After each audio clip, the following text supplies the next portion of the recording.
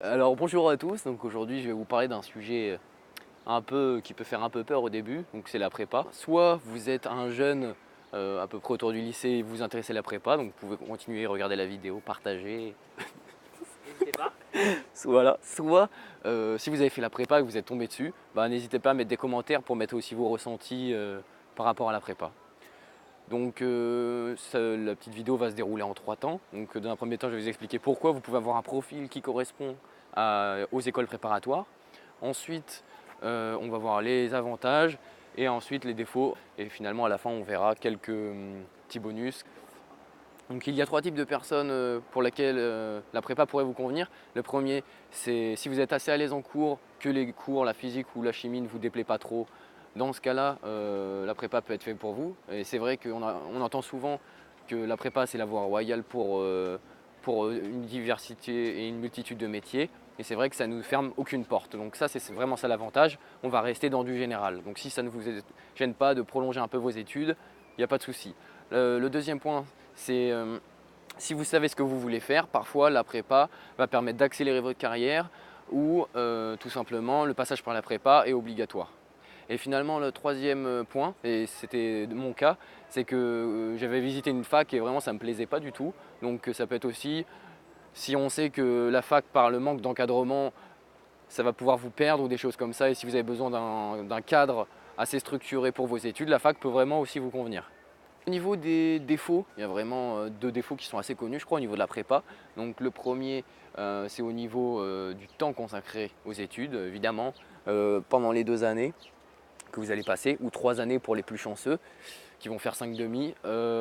Évidemment, on a peu de temps pour soi, pour partager du temps avec ses amis et avec sa famille. Donc ça, c'est des sacrifices à faire et il faut savoir à l'avance. Après, ça dépend des personnes. Les personnes plus à l'aise vont pouvoir néanmoins en profiter. On peut quand même en profiter le week-end. D'ailleurs, il faut savoir prendre des temps pour se reposer malgré la quantité de travail que vous aurez. Et le deuxième point, évidemment, ça peut être le coût. Donc il faut bien voir qu'il y a des écoles privées et des écoles publiques. Donc moi, je parle pour les prépas scientifiques. Ça peut aller jusqu'à 15 000 € dans les meilleures prépas à Paris. Donc c'est à vous de voir, trouver un compromis entre le prix de votre prépa et le niveau d'enseignement que vous pouvez trouver dans les prépas. Alors maintenant, on va passer au point positif. Il y en a quand même pas mal malgré tout. Donc déjà, une bonne perspective de carrière quand vous sortez, mais aussi à l'intérieur. Donc vous allez apprendre une bonne manière de vous exprimer, de pouvoir vous exprimer en public, devant un oratoire, devant un auditoire. Vous allez aussi apprendre une manière de réfléchir.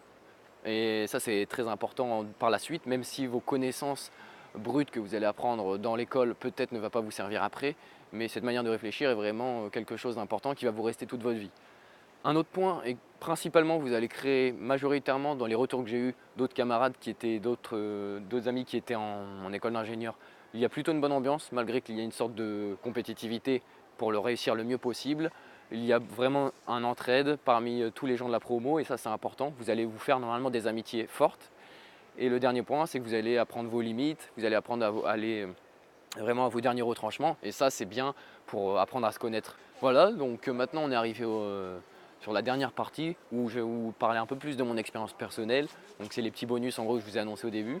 Donc le premier point, c'est qu'il y a vraiment une bonne ambiance générale dans toutes les prépas, en tout cas des témoignages que j'ai eus. Par rapport à la médecine, c'est pas du tout pas du tout le même esprit et il y a vraiment un bon esprit d'entraide.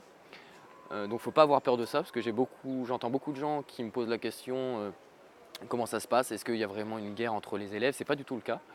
Le deuxième point est au niveau de l'équilibre, c'est très important. Vous allez être submergé par le travail, ça c'est sûr, et c'est important de garder un équilibre entre le sport et le travail. Il est important de vous imposer des pauses régulières, vous pouvez vous chronométrer, c'est important pour savoir gérer votre temps, sinon vous allez être débordé par le travail, vous allez négliger votre sommeil et ça c'est vraiment 2 points hyper importants à toujours garder en tête si vous voulez performer et faire un travail efficace. C'est avoir une quantité de sommeil suffisante par rapport à vos besoins et faire une quantité suffisante de sport par semaine. D'ailleurs je sais qu'il y a certaines prépas, c'était le cas de la mienne, je ne sais pas si c'est le cas pour toutes, mais normalement vous avez 2 heures de sport obligatoire par semaine.